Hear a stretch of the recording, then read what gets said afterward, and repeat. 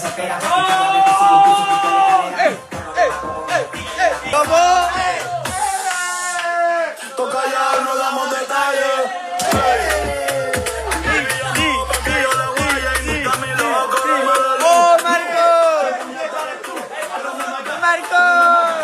desnudes,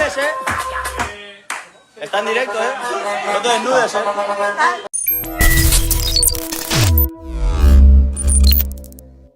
Bonjour les amis, j'espère que vous portez toutes et tous très bien. Je suis très heureux de vous retrouver aujourd'hui, lendemain de victoire, de sacre national pour le Barça. Il y a des enseignements à tirer naturellement, donc je vais vous partager une vidéo que vous aimez beaucoup, je pense, une série de vidéos que vous aimez beaucoup, les enseignements par rapport à ce qu'on peut retenir de positif mais aussi de négatif par rapport au déroulé de cette finale, par rapport au-delà de ce que cette finale peut apporter et aussi ce qu'il faut améliorer, tout ça on en parlera dans cette vidéo. Alors, on va pas perdre beaucoup de temps, on va tout de suite attaquer le vif du sujet. Et le premier enseignement, c'est plutôt en fait Flick saison 2. Oui, Flick saison 2 parce que début de saison, on nous promettait un peu l'enfer parce que les deuxièmes saisons de Flick sont des saisons qui sont beaucoup plus compliquées, que Flick ne gagne plus trop sur sa deuxième saison, que ses équipes sont moins bonnes, etc., etc. Il y avait une légende comme ça qui commençait à s'installer. Et moi je pense qu'à ce stade de la saison, deuxième saison de Flick, le Barça s'en sort pas si mal que ça. Il y a un trophée au bout, et même lorsqu'on va chercher la comparaison statistique pure, et même dans le contenu, moi j'estime qu'au même stade de la saison, comparé je veux dire à la saison passée lorsqu'on fait le parallèle, le Barça de cette saison est meilleur que le Barça de la saison passée. Je vous dis pas par là que le Barça de cette saison est globalement meilleur que le Barça de la saison passée globalement, parce que la saison passée, ce qui fait que le Barça a fait une grande saison, c'est surtout le fait que la deuxième partie de saison du Barça de la saison passée est vraiment très bonne. C'est ça, en fait, qui fait en sorte que beaucoup de gens pensent que toute la saison dernière du Barça était limite parfaite, alors que la première partie de saison du Barça était loin d'être parfaite. Et donc, oui, lorsqu'on regarde les stats au niveau des chiffres, le Barça a beaucoup plus de points en championnat cette saison, au même stade, je veux dire, comparé à la saison passée. Le Barça est champion de la Supercopa, comme la saison passée. Le Barça a une meilleure attaque et même une meilleure défense que la saison passée, en termes de buts marqués, de buts encaissés. Donc, oui, au même stade de la saison, pour la deuxième saison de Flick, je pense qu'il y a du mieux par rapport à la saison passée. Je pense même que notre deuxième partie de saison, la progression que le Barça de Flick peut avoir pour cette deuxième partie de saison, peut être supérieure à celle de la deuxième partie de saison passée. Et pourtant, la deuxième partie de saison passée était très élevée. En fait, je pense qu'on est loin d'avoir vu le plein potentiel de cette équipe. Parce que quand je regarde cet effectif, à part la défense, dont on parlera d'ailleurs tout à l'heure, tantôt, je compare au Real Madrid, il y a une nette différence. Lorsqu'au Barça, tu peux te permettre de faire entrer en deuxième mi-temps du Rooney, du Olmo, du Rashford, même s'il fait une entrée catastrophique, on en parlait peut-être de Rashford tout à l'heure, voire même Ferran Torres. Du côté du Real Madrid, il faut rentrer qui? Il faut rentrer du Ceballos, il faut rentrer du Alaba, du Kinder Bueno.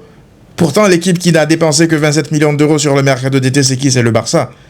On nous rabâche souvent que le Real a un effectif de stars ou de meilleurs joueurs que le Barça, mais quand je regarde ce qui est vraiment, j'ai tendance à penser que c'est faux. C'est pas parce que ton effectif t'a coûté plus cher que t'as forcément de meilleurs joueurs. Donc tout ça, c'est grâce à Flick. En fait, je pense qu'il faut vraiment tirer le chapeau pour Hansi Flick parce que il travaille dans des conditions qui sont pas faciles. Il est champion d'Espagne, il fait le triplé national, il ne peut dépenser que 27 millions d'euros sur le mercato. Il bricole, le Barça bricole, et malgré tout, il continue à ramener des trophées. Le Barça est loin d'être parfait. Moi, je pense que le Barça est à 1, 2 recrues, voire 3 recrues près, de devenir à limite injouable. Parce que là, le Barça là, a des failles. Ce Barça a des failles, mais je pense que Flick réussit à tirer le meilleur de cet effectif-là. Donc, aujourd'hui, par rapport à la deuxième saison de Flick, il y a des choses encourageantes. Je me dis que lorsque ce coach-là aura vraiment des moyens financiers beaucoup plus élevés que ce qu'il a actuellement, lorsqu'il aura de meilleurs renforts, il pourra amener ce Barça beaucoup plus haut, en fait. Donc, faut saluer Flick, ce qu'il est en train de faire avec ce Barça, malgré les conditions, malgré le manque de finances et tout, malgré tout ce qu'il y a de compliqué, le contexte difficile, il est quand même là à délivrer en fait à chaque fois. Donc deuxième saison pour l'instant, il y a du mieux, espérons que la deuxième partie de saison soit encore meilleure que la deuxième partie de saison passée. On enchaîne sur le deuxième enseignement de ce qu'on peut retenir de la victoire finale du Barça hier, ou avant-hier, vous regarderez cette vidéo, ben c'est tout simplement le switch.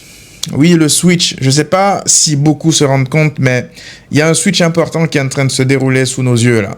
Je parle de switch de rapport de force entre le Barça et le Real depuis 1 an et demi. Vous savez, moi, en tant que fan du Barça, depuis 2004, j'ai déjà vécu plein de switch de rapport de force entre ces deux équipes. Il y a eu la période où le Barça avait réussi à installer un vrai complexe d'infériorité au Real, après les humiliations répétées, notamment les 6-2, les 5-0, etc. Les années Pep, les années qui ont suivi même avec Luis Enrique. Tu sentais en fait que le Real avait vraiment peur du Barça durant cette période-là. La déclaration de Thierry Henry, elle sort pas de nulle part, hein. Pensez pas qu'il le dit juste parce qu'il a joué au Barça et il supporte le Barça. Lui, il était dans ces équipes-là qui ont dominé le Real, qui ont installé ce complexe d'infériorité-là au Real Madrid, la peur du Real Madrid vis-à-vis du Barça. Il l'a vécu, lui, sur le terrain. Donc, lorsqu'il le dit et que les gens pensent qu'il le dit juste pour flex, c'est la vérité. Ceux qui ont été là, ceux qui ont regardé les matchs à l'époque, on savait. Même Riles le disait, le Real était devenu le petit frère. Le Real avait peur du Barça. Toutes les autres équipes du monde avaient peur du Real, mais le Real, lui, il avait peur du Barça. C'était factuel. Cependant, le Real a aussi eu ses périodes de domination, faut le dire, ils ont gagné la Ligue des Champions, et la dernière période de domination du Real vis-à-vis du Barça, en date, pour moi, c'était la période comprise entre la dernière saison de Valverde, le Barça de Sétienne, Koeman, et puis la dernière année sous Xavi, où là, le Barça était totalement soumis au Real, ça faut le dire. Vous vous rappelez, on parlait même de défaites encourageantes lors d'un classico perdu sous Xavi, en Supercopa, justement. Je crois le premier ou le deuxième classico de Xavi, lorsqu'il venait juste d'arriver. Mais depuis l'arrivée de Flick, les choses ont changé, les choses ont basculé de nouveau. Là, en 1 an et demi, le rapport de force est totalement inversé de nouveau. Au point où, aujourd'hui, le Real a de nouveau peur du Barça. Ils ont peur du Barça, faut le dire. Ce qui s'est passé hier peut paraître banal ou anodin parce qu'au final, ça se joue quoi? Sur un tir raté de Carreras ou une tête facile de Asensio? Mais c'est beaucoup plus profond que ça. C'est beaucoup plus profond que ça parce qu'au fond, il n'y avait pas photo entre les deux équipes et ceux qui ont regardé le match le savent. C'est la raison pour laquelle j'étais plutôt surpris en fait de voir certains supporters du Real s'en satisfaire, même si beaucoup sont scandalisés par ce qu'est devenu leur club, hein, ça aussi il faut le reconnaître, et voir la réalité en face. Il y a quand même une grande partie de leurs fans qui ont jugé cette défaite comme une défaite encourageante. Lorsqu'on fait le parallèle entre la défaite encourageante sous Xavi et celle d'hier du Real, ça n'a absolument rien à voir. Le Barça, sous Xavi, sortait d'une crise de résultats institutionnels très profonde, hein, et il bricolait avec une équipe de bras cassés qui réussissait à peine à assembler, tellement il y avait un manque de talent. Le Barça avait aligné Luc de Jong ce jour-là, je ne sais pas si vous vous rappelez, dans ce classico. Rendez-vous compte.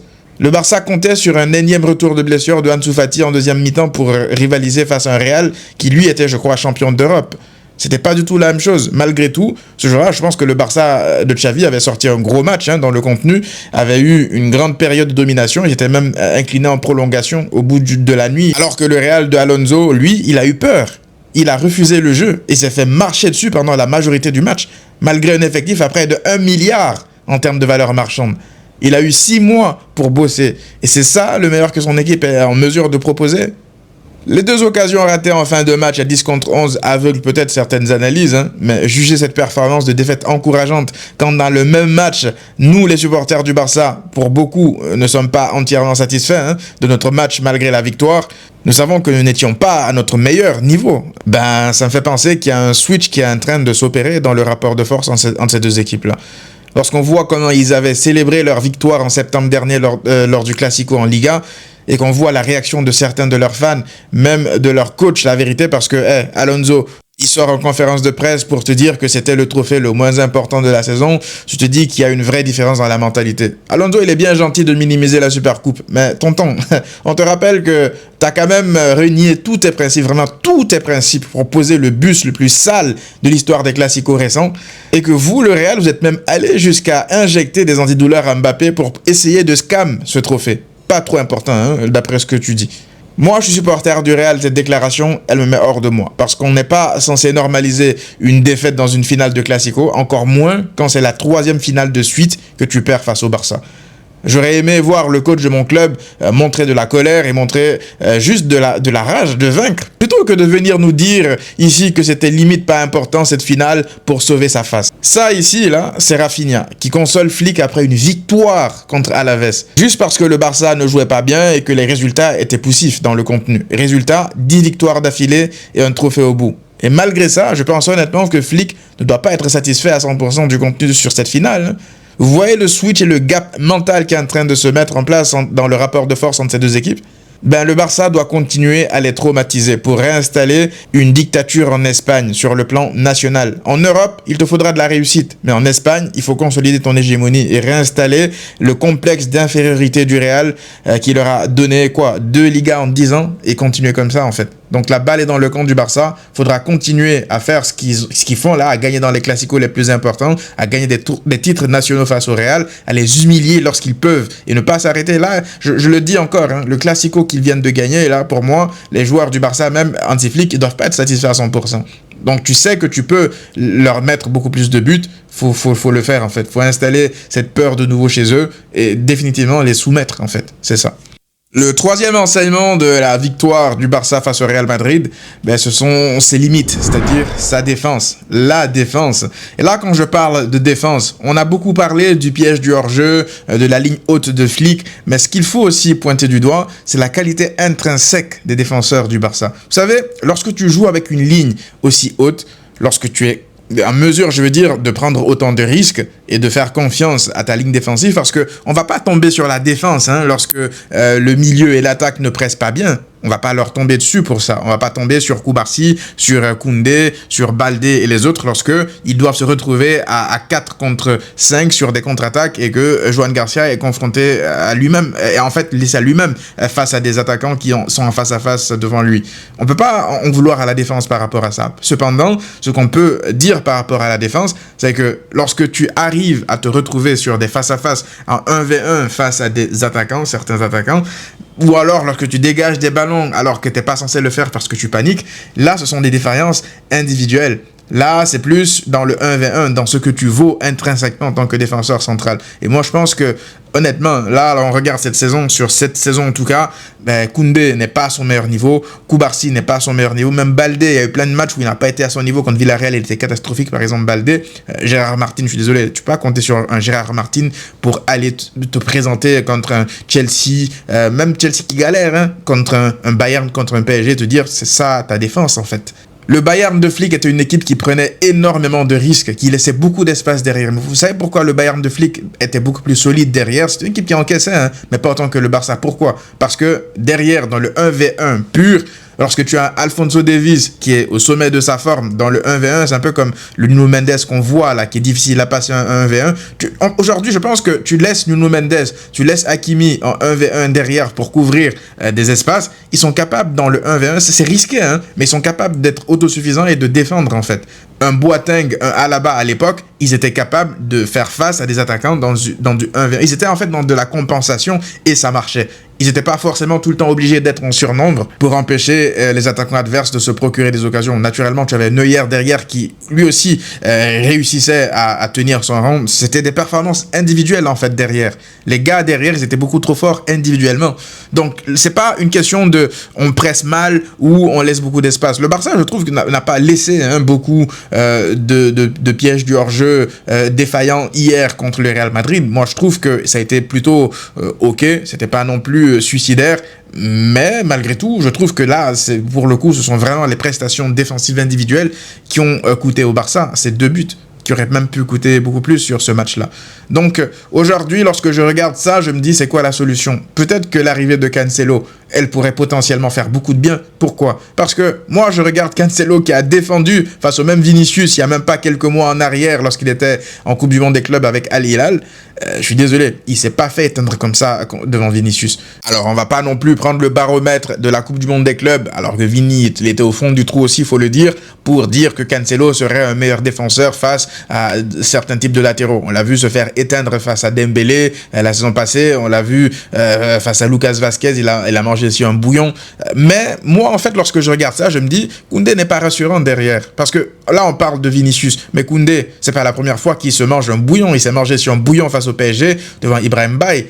qui jouait, je pense, son premier match dans un grand match en Ligue des Champions. Il s'est mangé, voilà, quand même pas mal de bouillon, même face à des Brian Saragossa, ça lui arrive régulièrement maintenant. Donc défensivement, c'est plus le mec solide de fou qui empêchait tous les attaquants, les ailiers gauche de passer sur son côté. Mais dans cette configuration-là, moi je pense que vu l'état de forme de Koubarsi, parce que Koubarsi n'est pas rassurant individuellement, peut-être qu'il a besoin aussi de repos, faut le dire. Est-ce qu'une des solutions, ça ne serait pas de remettre Koundé à la place de Koubarsi, juste pour tester des choses. Koundé à la place de Koubarsi et installer Cancelo par exemple à droite. Parce que moi je trouve que Koubarsi c'est beaucoup trop mignon parfois. Il se fait vraiment éteindre lui aussi dans ce classico-là. Vinicius le met par terre, il le prend de vitesse au bout d'un moment, il se jette beaucoup trop naïvement. Et puis derrière, c'est lui qui occasionne aussi l'égalisation derrière sur le 2-2. Ouais, Koubarsi, je pense que soit il a besoin de repos, soit il a besoin d'être accompagné par un défenseur taulier qui est capable de vraiment le gérer en fait. Donc peut-être que Koundé, son poste de prédilection là en défense centrale, ça lui fera du bien, il retrouvera certains repères, ce qui permettra à Cancelo d'être là. Cancelo est un peu plus rapide que Koundé, ça aussi faut le dire, malgré son âge, c'est pas non plus un mec qui est ultra âgé, il a quoi, 31 ou 32 ans. Et puis surtout, Cancelo, ce qu'il va t'apporter, c'est offensivement. Donc l'arrivée de Cancelo, on va observer ça, je pense qu'elle fera beaucoup de bien au Barça, parce que de toute façon, Koundé aussi doit se reposer.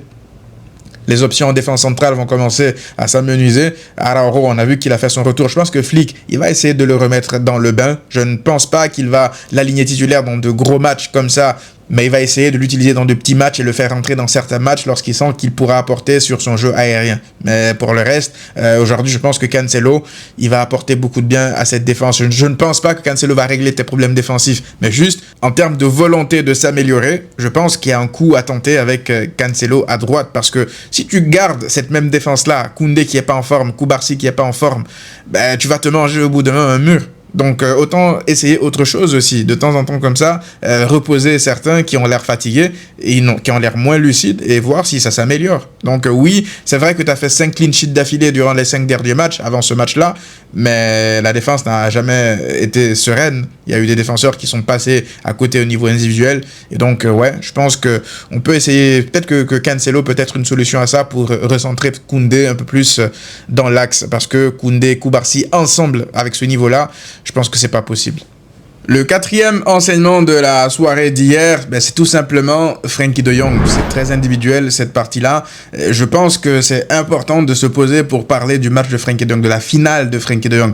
On a tendance à taper sur lui, à raison, lorsqu'il n'est pas au niveau ou lorsqu'il se permet en fait de montrer de la suffisance et tout. Moi, je vous le dis, à chaque fois que je critique Frenkie de Jong, c'est parce que je sais au fond de moi, au fond de lui, qu'il est capable de nous sortir des matchs comme celui-ci en finale. Pourquoi il ne le montre pas sur les dernières semaines? Moi, c'est ça qui m'énervait avec Frenkie de Jong, de se satisfaire de ça, cette suffisance-là, de faire des passes latérales et de ne pas faire avancer le jeu. C'est pas Frenkie de Jong. On connaît Frenkie de Jong, on connaît ses qualités. Même dans ses récupérations, dans son volume de jeu, il est capable de faire largement plus. Moi, ça me dérange en fait de voir Frenkie à côté de Pedri et de voir Frenkie se soumettre autant, de parler tout le temps de Pedri qui ne rate quasiment aucun match, alors que Frenkie de Jong, c'est un joueur générationnel, faut pas l'oublier. Même Pedri, on lui pose la question, il dit l'un des joueurs les plus importants de l'équipe, le plus impressionnant aux entraînements, c'est Frenkie de Jong. Même pas aux entraînements, on regarde les matchs, d'accord? Donc lorsque je vois Frenkie de Jong sortir des matchs comme ça, où il regarde Pedri droit dans les yeux, là, il n'y a pas eu de Pedri et le mec qui surnageait au milieu de terrain et les autres un peu en dessous. Non, là, on a vu Pedri au niveau, on a vu Frenkie de Jong au niveau. Les deux, ils étaient équivalents en termes d'importance sur ce match-là. Et moi, c'est ce que je veux de Frenkie de Jong. J'ai pas envie, en fait, à chaque fois, de me dire que Frenkie est largement inférieur à Pedri et que c'est comme ça. Non. Ok, Pedri c'est un alien. Pedri, il rate quasiment aucun match. Donc c'est ça sa force aussi, dans sa constance. Mais Frenkie de Jong, lorsqu'il est au niveau, on l'a vu la saison passée, il est capable d'enchaîner de très très très bons matchs aussi et d'être là comme un binôme. Peut-être pas au même niveau que Pedri, encore une fois, parce que moi je pense que individuellement, intrinsèquement, Pedri est légèrement meilleur que lui. Peut-être même pas légèrement meilleur que lui. Mais ils sont capables, lui, Frenkie de Jong et Pedri, de se regarder droit dans les yeux et de pratiquer un football où on se dit « Ah, waouh, Pedri alien, mais Frenkie de Jong aussi alien. » Vous voyez un peu? Pas qu'on se dise « Pedri alien, ok, Frenkie derrière, il réussit quand même à faire ses matchs. » Non, non, non, non, non. Frenkie, t'es pas un petit, t'es pas un joueur lambda. Faut pas oublier qui tu étais à l'Ajax. Donc, t'es un crack, tu dois le montrer toi aussi. On ne peut pas à chaque fois venir ici parler de Pedri en mode c'est lui le patron, c'est lui qui fait tout. Non, t'es le capitaine et je suis content enfin qu'il le montre dans une finale de nouveau comme la saison passée, qu'il est toujours là en fait. Que c'est pas un mec qui est là que pour faire des passes latérales et qui profite entre guillemets de l'effectif. Déjà contre l'Athletic Bilbao, il était très bon, je l'avais dit. Et ce soir, on a eu le meilleur match de Frenkie de Jong dans un gros match en plus depuis le début de la saison. Donc je tenais à lui donner ses fleurs à Frenkie de Jong parce que franchement, à chaque fois qu'on lui tape dessus, c'est pas parce qu'on ne l'aime pas ou parce qu'on pense qu'il est mauvais, c'est juste parce qu'on sait qu'au fond de lui, il est capable de ça. Donc tonton Frenkie, on te demande maintenant de la constance et de nous montrer en fait ça à tous les 3 jours en fait, c'est tout. Le 5e enseignement du match d'hier, j'ai préféré garder le meilleur pour la fin, c'est tout simplement Rafinha. Vous savez, je l'ai dit brièvement dans le débrief lorsque j'ai sorti la vidéo, je vous ai dit que Rafinha, c'est le type de joueur pour qui j'ai le plus de respect dans le monde du foot. Pourquoi ? Parce que c'était pas un joueur destiné à arriver à ce niveau-là. Encore aujourd'hui, je pense que le manque de respect vis-à-vis de lui est présent. Dans les instances du football, il y a des entités comme la FIFA, la FIFPro qui l'oublient carrément dans le 11 type de la saison. Un manque de respect total. Et Rafinha, en fait, il est malgré tout là en train de fermer des bouches et montrer à ces personnes-là que vous ne me respectez pas, vous allez me respecter, en fait. Vous allez me respecter à travers mon travail, à travers mon sacrifice, vous allez me respecter. Vous ne me considérez pas, vous me sortez injustement de certains 11, vous ne me donnez pas des récompenses que je mérite, c'est pas grave, vous allez être obligé de me les donner. Je vais pas m'éteindre parce que vous avez oublié dans un classement Ballon d'Or, parce que vous avez oublié dans un classement FIFA, ça va pas m'éteindre ça. Moi, la question lui avait été posée en plus à Rafinha, il a dit, moi je m'en fous. Je m'en fous, ils lui ont dit, qu'est-ce que tu penses de pas être dans le 11 ? Il a dit, je m'en fous. Ils s'en foutent. Il s'en fout, le mec là, il est en mission en fait. Parce que lui, ce qui l'intéresse, ce sont les trophées collectifs. Rafinha, c'est un mec de collectif. Oui, bien sûr que ça le frustre. Sa femme, on voit dans les réactions de sa femme sur les réseaux sociaux que c'est un manque de respect vis-à-vis de lui. Mais il s'arrête pas à ça en fait. Il est beaucoup plus grand que ça. Et donc, moi, lorsque je vois le Rafinha qui arrive au Barça, celui qu'on traitait de Pakistanais, est-ce qu'il est vraiment brésilien, est-ce qu'il a son passeport brésilien, le mec qui, tu sais, sur un face-à-face, il allait se rater forcément, même s'il avait 50 mètres d'avance sur le défenseur, le mec qui n'arrivait pas à éliminer un joueur en 1 contre 1 collé à la ligne droite comme ça, à la ligne de touche sous Xavi, après balader aussi à gauche sous Xavi. Tu compares le Rafinha de cette époque-là au Rafinha d'aujourd'hui, ce n'est plus du tout le même joueur. Ce n'est plus tout le même joueur. T'as l'impression que c'est un autre joueur que le Barça a acheté. Mais non, Rafinha, en fait, il s'est nourri limite de la haine des autres. De la haine et du manque de respect, de reconnaissance des autres pour en arriver là. Donc c'est pour ça, lorsque je vois la FIFPro ne pas le respecter, ils ne font en fait que lui donner du gaz pour en faire davantage. Parce que Rafinha, c'est ça, il aime les défis. Il aime, je dirais pas qu'il aime ça, mais cette haine-là qu'il a en lui, il la transpose sur le terrain à travers ses efforts, à travers son talent. Parce que là, c'est pas que juste du travail, c'est du talent aussi. Rafinha, c'est devenu, je vous l'avais dit la dernière fois, une machine de goal assist. Peu importe qu'il fasse un bon match ou un mauvais match, il réussira très souvent à finir un match avec soit un but ou une passe décisive. Et ça, il n'y avait que les Messi et les Ronaldo qui le faisaient. Surtout Ronaldo. Ronaldo, c'était un truc dans lequel il était redoutable. Peu importe qu'il soit bon ou mauvais, goal assist, impact. Et il ne peut pas passer un match sans avoir soit un but ou une passe décisive ou une action décisive dans un match, Rafinha. Et ça, c'est la marque des plus grandes, ça. Aujourd'hui, lorsqu'on regarde Rafinha, on ne le considère plus comme un des meilleurs joueurs du monde, on le considère comme une des figures du football mondial. Aujourd'hui, lorsqu'on parle des meilleurs joueurs du monde, vraiment, les figures du foot, Rafinha, il est là, avec Yamal, avec les Mbappé, avec les Dembélé, avec tous ces joueurs-là. Rafinha n'est plus vu comme un mec à côté, un mec qui est là pour finir des actions, un mec porteur d'eau. Non. Là, c'est le monde du foot, les observateurs qui sont en train de le respecter. Et la FIFA sera obligée de le respecter aussi au bout d'un moment parce que tu peux pas fermer les yeux sur ce que tu vois là. C'est un leader dans l'âme et aussi sur le terrain. Ce qu'il arrive à apporter à cette équipe-là, c'est inestimable. C'est pas que le talent brut qu'il apporte à cette équipe, mais aussi un caractère qui n'existait pas en fait avant. Ou en tout cas qui avait disparu. On se demandait, est-ce qu'il ne faut pas attendre une deuxième saison de confirmation pour se dire qu'il n'était pas en sur-régime la saison passée ? Là, je pense que c'est clair pour tout le monde. Il n'est pas du tout en sur-régime. Rafinha avait promis à Flick que son Barça allait s'améliorer. Il est là, il prouve sur le terrain depuis qu'il est de retour 10 victoires d'affilée. Ça ne s'invente pas. C'est l'impact Rafinha. On fait le parallèle quand Flick était là et qu'il était triste, Rafinha le consolait, versus maintenant, tu vois Flick qui est reconnaissant par rapport à Rafinha pour ce qu'il a fait pour le sortir de tout ça. Tu te dis que c'est beau quand même. C'est beau le football. Il l'a dit, lui, Rafinha, en conférence de presse, que Flick a sauvé sa carrière parce que lorsqu'il arrivait Flick, Rafinha était limite en instance de départ. Aujourd'hui, c'est peut-être le meilleur joueur du monde, en tout cas dans un cercle très fermé, Rafinha. Donc, je tenais vraiment à parler de Rafinha, de son évolution, parce que oui, c'est facile de, à chaque fois, parler du talent brut de Lamine Yamal, et c'est pas nécessaire non plus de taper sur Yamal pour mettre en avant Rafinha, ou de taper sur Rafinha pour mettre en avant Yamal. Les deux, ils sont ensemble dans la même équipe. Ce sont des frères. Rafinha considère Lamine Yamal comme son petit ref. Et Yamal a beaucoup de respect pour Rafinha. On le voit, Rafinha, c'est lui qui mène le pressing, c'est lui qui coordonne le pressing du Barça. Alors que même Yamal ne court pas, il n'hésite pas à lui crier dessus. Rafinha, Yamal a beaucoup de respect pour lui. Donc, ça ne sert à rien de les opposer. C'est pas parce que l'un fait un bon match ou l'autre fait un moins bon match qu'il faut dire, ouais, c'est lui le vrai boss ou l'autre, c'est l'autre le vrai boss. Aujourd'hui, Rafinha, c'est légitime de dire que c'est le patron du Barça, le leader offensif du Barça, sans non plus enlever quoi que ce soit à Lamine Yamal, qui est aussi l'un des meilleurs joueurs du monde. Ils sont complémentaires. C'est pas que aujourd'hui l'un est meilleur, l'autre est mauvais. C'est les deux sont complémentaires et c'est ce dont le Barça a besoin. Il n'y a pas de guerre d'ego entre eux. Et c'est ça la plus grande chance du Barça, en fait. C'est que tu as deux joueurs de ce calibre-là qui s'entendent et qui parlent le même football. Il y a l'un qui n'hésite pas à trouver l'autre, il se trouve les yeux fermés. La passe de Lamine pour Rafinha lorsqu'il rate le but sur la première action, ça, là, c'est un truc qu'on a vu et qu'on a revu plein de fois la saison passée. Et malgré tout, on voit qu'ils sont toujours là. La bromance, elle est toujours là. Et ça fait plaisir. Donc voilà les amis, j'ai peut-être oublié des choses, j'aurais pu parler de la concurrence Lewandowski-Ferran Torres, ça sera peut-être pour une autre vidéo. On voit que Lewandowski a quand même débuté ce match-là, malgré le fait que tout le monde pensait que Ferran aurait débuté. Bref, on en parlera, sinon la vidéo elle va durer beaucoup trop, elle va être beaucoup trop longue, pardon. Et on se retrouve donc pour une autre vidéo. Dites-moi vous, parmi ces 5 enseignements-là, est-ce qu'il y a un enseignement en particulier qui attire votre attention ? On se retrouve pour une autre vidéo très rapidement les amis. À très vite.